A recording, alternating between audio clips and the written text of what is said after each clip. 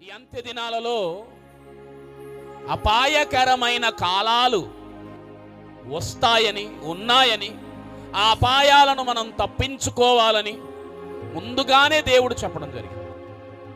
అందుకే అపాయకరమైన కాలములో ఏది పటిష్టంగా ఉండాలి అంటే పునాదులు. ఎలాంటి వరదలు వచ్చినా, ఎలాంటి పరిస్థితులు వచ్చినా ఒక గృహము నిలబడాలి అంటే దాని పునాది బండ మీద వేసిన పునాదిలా ఉండాలి. అందుకే పునాది జాగ్రత్త. నీ పునాది దేని మీద ఉందో, ఆ పునాది ఎలా ఉందో నీవు చూడాలి. ఎందుకంటే అపాయకరమైన కాలం, వరదలు వస్తాయి, వానలు వస్తాయి, గాలి విసురుతుంది, భూకంపములు వస్తాయి, ప్రకృతి వైపరీత్యాలు అనేకమైనవి అవి వస్తాయి. ఇవన్నీ వచ్చినా నీ కుటుంబం నిలబడాలి. శోధనలు వస్తాయి, శ్రమలు వస్తాయి, సమస్యలు వస్తాయి.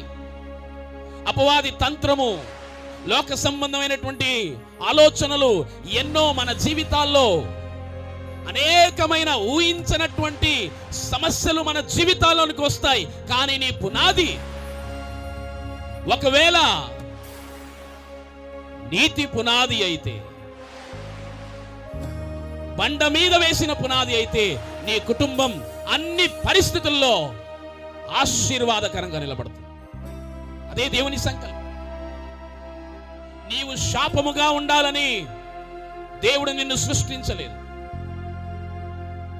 నీవు ఆశీర్వాదకరంగా ఉండాలి, ఆయనకు మహిమకరంగా ఉండాలి.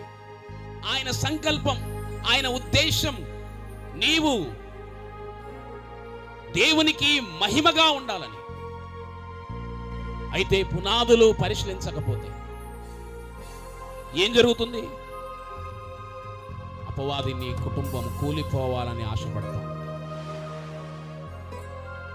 నీ కుటుంబం పాడు కావాలని, నీ జీవితం పాడు కావాలని, నీ భవిష్యత్తు పాడు కావాలని, నీకున్న జ్ఞానం, తెలివి, వివేచన, నీకు దేవుడిచ్చిన ఆధిక్యతలు ఇవన్నీ కూడా నాశనం కావాలని అపవాది కంటున్నటువంటి ఉద్దేశం.